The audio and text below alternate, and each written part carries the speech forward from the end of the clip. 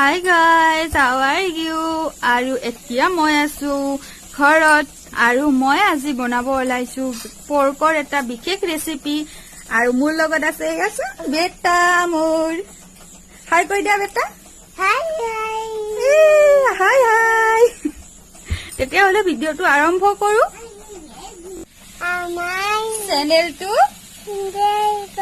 subscribe কৰিবা like কৰিবা আৰু শ্বেয়াৰ কৰিবা হাই মই এতিয়া গাহৰিখিনি বইল কৰি আছো আগতে মই চচপেনটো পানী গৰম কৰি লৈছিলোঁ এতিয়া ধুনীয়াকৈ মই গাহৰিখিনি তাত বহাই দিছোঁ এপিচ গাহৰি ৰৈ গৈছিলে সেইকাৰণে মই সেই পিছো দি দিলোঁ আৰু এইখিনি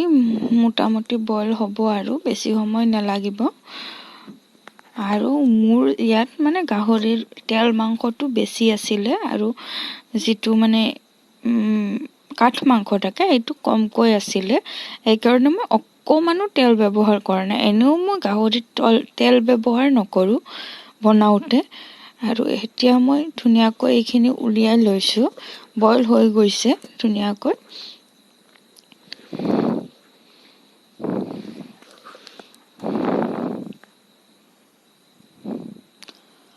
আৰু আমাৰ পাপা বেটাই কি কৰে শুনিছে আপোনালোকে গতিকে তাৰ কথাটো ৰাখি শ্বেয়াৰ কৰি দিব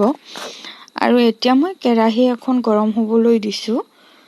তাত অকমান তেল দিছোঁ মই এইখিনি গাহৰিৰ কাৰণে দিয়া নাই যিখিনি আলু দিম সেই আলুখিনি মই এক্সট্ৰাকৈ ফ্ৰাই কৰি লৈছোঁ একেলগেও দি দিব পাৰে কিন্তু এক্সট্ৰাকৈ ফ্ৰাই কৰি ল'লে অকমান বেলেগ ধৰণৰ হয় সেইকাৰণে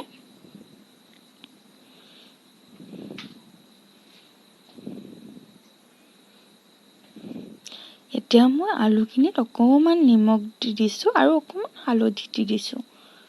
আলুখিনি ফ্ৰাই হওঁতেও বেছি টাইম নালাগে অকমান ৰঙচুৱা পৰিলে কাঢ়ি ৰাখিব পৰা হৈ যায় এতিয়া হৈ গ'ল চাওক কেৰাহীখনত অকমানো তেল নাই মই আপোনালোকক জুম কৰি দেখাই দিছোঁ একেবাৰে তেল নাই শুকান কেৰাহীখনত মই আধা পিঁয়াজ দি দিছোঁ সম্পূৰ্ণখিনি পিঁয়াজ দি দিয়া নাই আধা পিঁয়াজ দি পিনে এনে অকমান সময় এনে 1-2 মিনিট মানে ফ্ৰাই কৰি লৈছিলোঁ আৰু তাৰপিছত গাহৰিখিনি এতিয়া ঢালি দিম আৰু গাহৰিখিনি মই ঢালি দিলোঁ ধুনীয়াকৈ আৰু অকমান লৰাই দিছোঁ এইখিনি সময়ত গেছটো হাই ফ্লেমতেই থাকিব লাগিব কাৰণ মাংসখিনিৰ পৰা যথেষ্টখিনি তেল ওলাব আৰু আপোনালোকে যদি কাঠ মাংস আৰু মানে গাহৰিৰ ফেটছটো সমান পৰিমাণে লয়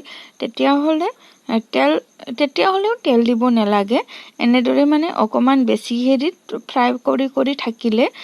জুইত তেতিয়াহ'লে নিজে নিজে তেল ওলাবলৈ আৰম্ভ কৰে এয়া চাওক মোৰ গাহৰিখিনি দিবলৈ কেইমিনিটমানহে সময় হৈছিল কিন্তু অলৰেডি তেল ওলাবলৈ ধৰিছে আৰু এতিয়া মই বাকী থকা অকমান পিঁয়াজখিনি আৰু আদা নহৰুৰ পেষ্টখিনি দি দিলোঁ আদা নহৰুৰ পেষ্টখিনি মই আগতে দিয়া নাই কাৰণ আগতে দিলে গাহৰিৰ মাংসৰ যিহেতু যথেষ্ট পৰিমাণৰ তেল ওলায় সেইখিনি দৈ যাব পাৰে আৰু অকমান ভালদৰে ভাজি লৈছোঁ মাংসখিনি সেইকাৰণে এতিয়া চাওকচোন গাহৰি মাংসখিনিত কিমান তেল ওলাইছে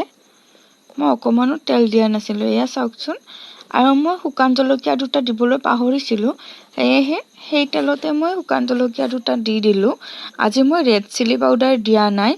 তথাপিও যে গাহৰিৰ কালাৰটো ইমান ধুনীয়া হৈছিলে এতিয়া মই দিলোঁ ধনিয়া গুড়ি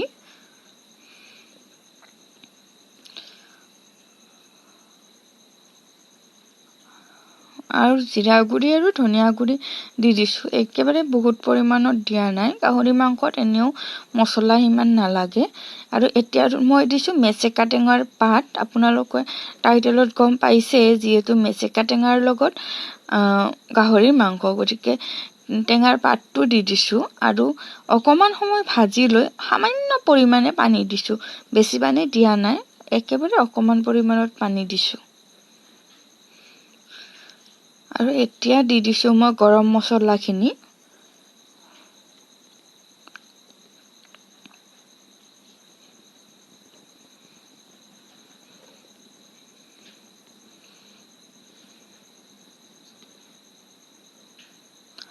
গৰম মছলাখিনি দি হেতাৰে ভালকৈ লৰাই দিছো একেবাৰে এতিয়া বেছি সময় আৰু মানে উতলিবলৈ নিদিও অকমান সময় উতল আহিলে হ'বগে আৰু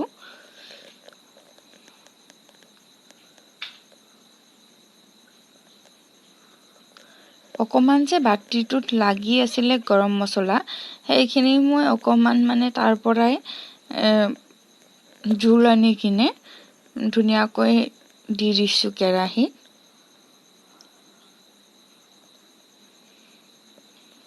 থোৱাৰ কাৰণে নেকি নাজানো অকমান মানে ভিডিও কোৱালিটিটো সিমান এটা ভাল হোৱা নাই মই গেছত নবনালো গেছ আছিলে গেছত নবনালো কাৰণ গেছত বনালে যিকোনো মাংস ইমান ভাল নালাগে আৰু মোৰ মায়ে গেছ খুব কমেই ব্যৱহাৰ কৰে বেছিভাগ মানে খৰিৰ জুইতে বনায় এতিয়া মই ধনিয়া কুটি দিছো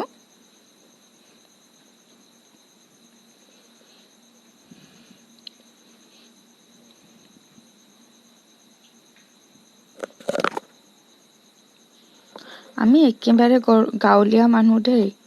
এতিয়া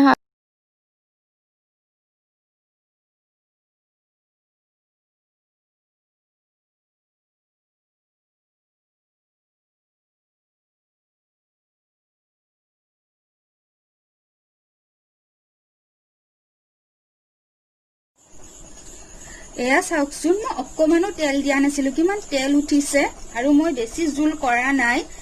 আৰু মই এতিয়া মোৰ গাঁৱৰ ঘৰত আছো মোৰ মাৰ ঘৰত আৰু আমি ধনী মানুহ নহয় দিয়ক ধনী বুলি নাভাবিব আৰু বেকগ্ৰাউণ্ডটো অকমান বেয়া পাব পাৰে সকলোতে আৰু পকী ঘৰ নাথাকে ন আৰু যদি মোৰ ভিডিঅ'টো ভাল পায় তেতিয়াহলে লাইক কৰিব শ্বেয়াৰ কৰিব সাবস্ক্ৰাইব কৰিব চেনেলটো আৰু লগতে বেল আইকনটো প্ৰেছ কৰি দিব তেতিয়াহলে আজিলৈ আহো এয়া চাওকচোন কিমান ধুনীয়া আপোনালোকে খাব দেই বাই বাই